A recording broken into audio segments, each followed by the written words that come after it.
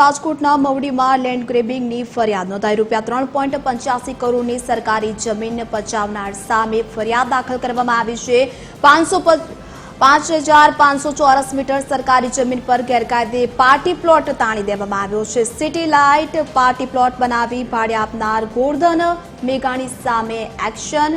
2024ની notice છતાં દબાણ ન હટાવતા આખરે તંત્રએ લાલાક કરી છે। તો લેન્ડ ગ્રેબિંગનો ગુનો દાખલ કરવામાં આવ્યો છે। મામલતદારે ભૂમાફિયા વિરુદ્ધ લેન્ડ ગ્રેબિંગ એક્ટ હેઠળ ગુનો નોંધાવ્યો છે। 1.5 વર્ષ સુધી દબાણ ન હટાવતા તંત્રએ કડક કાનૂની પગલું લીધું।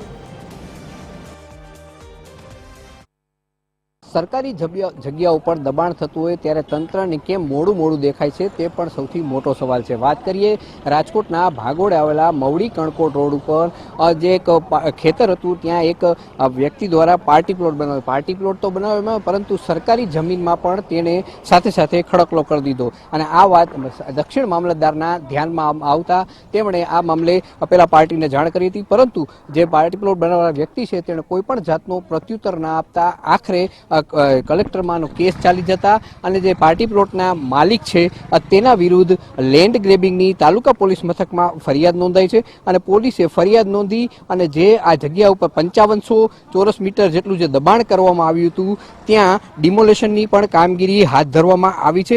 જે માલિક છે જમીન પર જેણે દબાણ કર્યું હતું ગોરધન ઉકાભાઈ મેઘાણી દ્વારા જે આ દબાણ કરવામાં આવ્યું હતું તેના વિરુદ્ધ હવે કાયદેસરની કાર્યવાહી કરવામાં આવી છે અને જે ગેરકાયદેસર જેણે દબાણ કર્યું હતું તેના વિરુદ્ધ લેન્ડ ગ્રેબિંગનો ગુનો નોંધી અને તેની ધરપકડ પણ હાથ ધરવામાં આવી છે। આમ સરકારી જગ્યા ઉપર જ્યારે દબાણ થતું હોય ત્યારે તંત્ર કેમ એક્શન લેતું નથી તે પણ સૌથી મોટો સવાલ છે। કેમેરામેન રવિ ચાવડા સાથે રવિ મોટવાણી, TV 13 રાજકોટ।